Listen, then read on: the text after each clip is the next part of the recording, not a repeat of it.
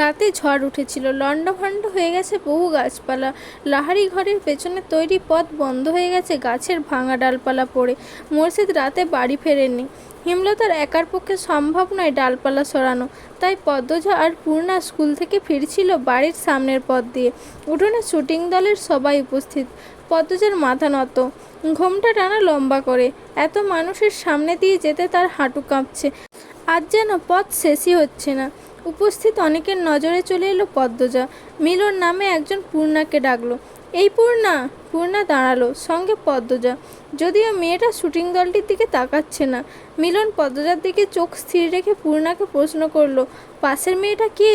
প্রথম দেখছি। আমার বড় আপা। আপন? মিলন আশ্চর্য হয়ে বলল, 10 দিন হলো তারা এখানে এসেছে, কখনো পূর্ণা প্রেমা ছাড়ার কোনো মেয়েকে চোখে পড়েনি, কণ্ঠও শোনা যায়নি। তাই বড় বোন বলাতে সে খুব অবাক হলো। পূর্ণা হেসে বলল, আপন। মিলন বিড়বিড় করে বলল, চেহারাই তো মিল নেই। সবাই বলে। আচ্ছা যাও। দুই বোন লাহারি ঘরে চলে যায়। হাঁপ ছেড়ে বাঁচে পদ্মজা। ভেতরটা এত কাঁপছিল, সে অনেক মানুষের পা দেখেছে, তবে চোখ তুলে তাদের মুখ দেখার সাহস হয়নি। কিন্তু হ্যাঁ, ইচ্ছে হয়েছিল বটে। সিনেমায় যারা অভিনয় করে তারা দেখতে কেমন? সাধারণ মানুষের মতোই নাকি অন্য রকম? বিকেলে হাজেরা নামক এক মহিলা আসে মোড়ল বাড়িতে। সে সবুর মিয়ার স্ত্রী। সবুর দিনরাত গাঁজা খেয়ে পড়ে থাকে, বউ বাচ্চাদের খোঁজ রাখে না। হাজেরা এর ওর বাড়ি গিয়ে এটা ওটা চেয়ে এনে খায়, দুই বাচ্চাকে সঙ্গে নিয়ে। পদ্মজার খুব মায়া হয় হাজেরার জন্য। মহিলা আসতেই হেমলতা পদ্মজাকে প্রশ্ন করলেন, গাছে কয়টা লাউ আছে? 9টা আম্মা। পূর্ণা কোথায়? ওরে বল 2টা লাউ হাজেরাকে দিয়ে দিতে, কাঁচা মরিচও দিতে বলবি। পদ্মজার নীরবতা দেখে হেমলতা বুঝতে পারেন পূর্ণা বাড়িতে নেই। পূর্ণা কি টিভি দেখতে গেছে? পদ্মজাকে দ্বিধাগ্রস্ত হতে দেখা গেল। বিব্রতভাবে বলল, আম্মা আমাকে বলে গেছে তুই ওর অভিভাবক। একটু শরীর খারাপ লাগছিল বলে শুয়েছিলাম, অমনি সুযোগ লুফে নিয়েছে। আম্মা আমার দোষ, পূর্ণাকে কিছু বলো না। পদ্মজার ভেজা কণ্ঠ হেমলতার রাগ উড়িয়ে দিল। তিনি অন্যদিকে মুখ করে শুয়ে বললেন, হাজেরাকে নিয়ে যা, ঘোমটা টেনে যাবি। বেগুন বেশি থাকলে কয়টা দিয়ে দিস। পদ্মজার মন ভরে গেল। তার মা এত বেশি উদার, কখনো কাউকে ফিরিয়ে দেন না। সামর্থ্যের মধ্যে আরও বেশি কিছু দেওয়ার মতো থাকলে তিনি কখনো কার্পণ্য করেন না। তবে হাজেরার স্বভাব অভাবে নষ্ট হয়ে গেছে। চুরি করার প্রবণতা আছে তার মাঝে, তাই পদ্মজাকে সঙ্গে যেতে বলেছেন। উঠোনের এক কোণে লাহারির ঘরের ডান পাশে লাউয়ের মাচা। 9টা লাউ ঝুলছে তাতে। চোখের সামনে শুধু তরতাজা টাটকা সবুজ পাতা। পদ্মজা বাড়ির দিকে তাকালো না। একটা লাউ হাজেরার হাতে দিয়ে বলল, কি দিয়ে রান্না হবে? জানি না গো পদ্ম, গিয়া দেখি মাছ মিলানো যায়নি। তোমার ছোট ছেলের ঠান্ডা কমেছে? পদ্মজা কাঁচামরিচ ছিঁড়ে হাজেরার আঁচলে ভরে দিল। হাজেরা গুঞ্জন করে কাঁদছে আর বলছে, ছেঁড়াটা সারাদিন মাটিতে পইরা থায়, একলা একলা। রাত হইলে জ্বরে কাঁপে, দম ফালাইতে পারে না। ডাক্তার দেখাচ্ছ না কেন? টেহা লাগবো না, কই পামু? তুমি মাতব্বর বাড়িতে যাও, শুনেছি তারা খুব দান খয়রাত করেন।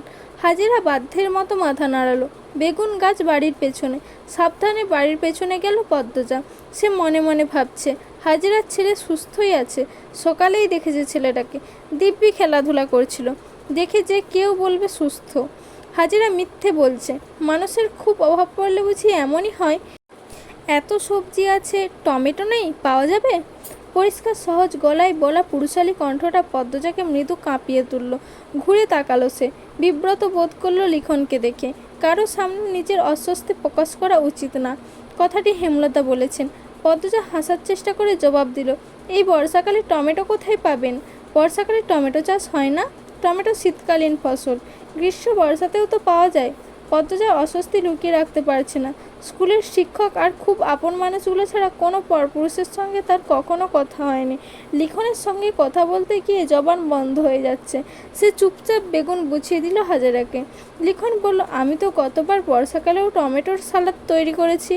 হয়তো টমেটোর জাত আলাদা ছিল। আমাদের এখানে সাধারণত শীতকালেই টমেটো হয়। দ্রুত জবাব দিয়ে লাহারি ঘরে ফিরল পদ্মজা। মনে হচ্ছে পরপুরুষের সঙ্গে কথা বলে ঘোর পাপ করে ফেলেছে। পাপ মোচন করতে হবে।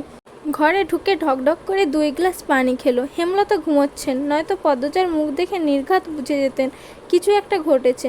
পদ্মজা ভক্তি নিয়ে আল্লাহ তাআলার প্রতি শুকরিয়া আদায় করলো। হেমলতা সালোয়ার কামিজ সেলাই করছিলেন। তখন বারান্দার সামনে একজন পুরুষ লোক এসে দাঁড়ালো। শাড়ির আঁচল মাথায় টেনে নিলেন হেমলতা। জিজ্ঞাসু দৃষ্টি নিয়ে তাকালেন লোকটার দিকে। লোকটি হেসে বলল, আমি শুটিং দলের মিলন। হেমলতা জোরপূর্বক হাসার চেষ্টা করলেন, আর চোখে তাকালেন ঘরের দরজার দিকে। পদ্মজা ঘুমাচ্ছে, দরজাটা লাগানো দরকার। তিনি সোজা প্রশ্নে চলে যান, কোনো দরকার? না, এমনি দেখতে আসলাম। কতদিন হলো আপনাদের বাড়িতে উঠলাম, এদিকটায় আসা হয়নি। হেমলতা পেঁচিয়ে কথা বলা পছন্দ করেন না, সরাসরি বলে উঠলেন, এদিকে আসা নিষেধ, আপনাদের বলা হয়নি? মিলনের জলজল করা চোখ মুখে ছায়া নেমে আসে। অপমানিত বোধ করল সে। আমতা আমতা করে বলল, আচ্ছা, আসছে। মিলন স্থান ত্যাগ করল। তবে যাওয়ার পূর্বে তার তীক্ষ্ণ চোখের দৃষ্টি হেমলতার নজর এড়াতে পারল না। হেমলতার চোখ বুঝে জীবনের হিসেব কষেন। নরম দৃষ্টিতে তাকান ঘুমন্ত পদ্মজার দিকে। তিনি নিশ্চিত এই লোক পদ্মজাকেই দেখতে এসেছিল। এখন পূর্ণার চেয়ে পদ্মজার বেশি আগ্রহ শুটিং দেখার। টিনের ছিদ্র আরও দুটো করেছে। লিখন সাহকে দেখলে তার ঠান্ডা কোমল অনুভূতি হয়। এই অনুভূতির নাম সে জানে না। শুটিংয়ে লিখন সাহ কত ভালোবাসেন চিত্রা দেবীকে। পদ্মজার দেখতে খুব ভালো লাগে। পূর্ণা তেলের বোতল নিয়ে বলল, আপা, তেল দিয়ে দাও না। সোনা বোন, একটু দাঁড়া। পদ্মজার ছিদ্র দিয়ে লিখন সাহর হাসি, কথা বলার ভঙ্গি দেখছে, লজ্জাও পাচ্ছে। সময়টাকে থামিয়ে দিতে ইচ্ছে হচ্ছে তার। এই আপা, পরেও তো দেখতে পারবে, দিয়ে দাও না। আর একটু, শুটিং শুরু হচ্ছে, একটু। পূর্ণার রাগ হয় খুব, কিন্তু সে আপাকে কিছু বলবে না। তার সব ইচ্ছের সঙ্গী, সব গোপন কথার সাক্ষী তার আপা। আপাকে খুব ভালোবাসে সে। মাঝে মাঝে মনে হয় সেই ভালোবাসাটুকু যেন মায়ের প্রতি ভালোবাসার চাইতেও বেশি, কিংবা হয়তো না। পদ্মজা মিটিমিটি হাসছে। পূর্ণা তেল রেখে ছিদ্র দিয়ে উঁকি দিল। না, তার এখন ভালো লাগছে না এসব দেখতে। চোখ সরিয়ে নিল সে। কিরে পদ্ম, কি দেখছিস? হেমলতার কণ্ঠ শুনে চমকে উঠল পদ্মজা। আরক্ত হয়ে উঠল তার গাল। ডাকাতি করতে গিয়ে বাড়ির মালিকের কাছে ধরা পড়লে যেমন অনুভূতি হয়, তেমন অনুভূতি হচ্ছে তার। এই অনুভূতি আরও বেশি ভয়ঙ্কর। হেমলতার দৃষ্টি গেল টিনের ছিদ্রর দিকে। সঙ্গে সঙ্গে পদ্মজা অনুভব করলো তার পায়ের নিচের মাটি কাঁপছে। পূর্ণা ভয়ার্ত চোখে একবার মাকে, একবার বোনকে দেখছে। ছিদ্রের শুরু তো সে, মারও সে খাবে।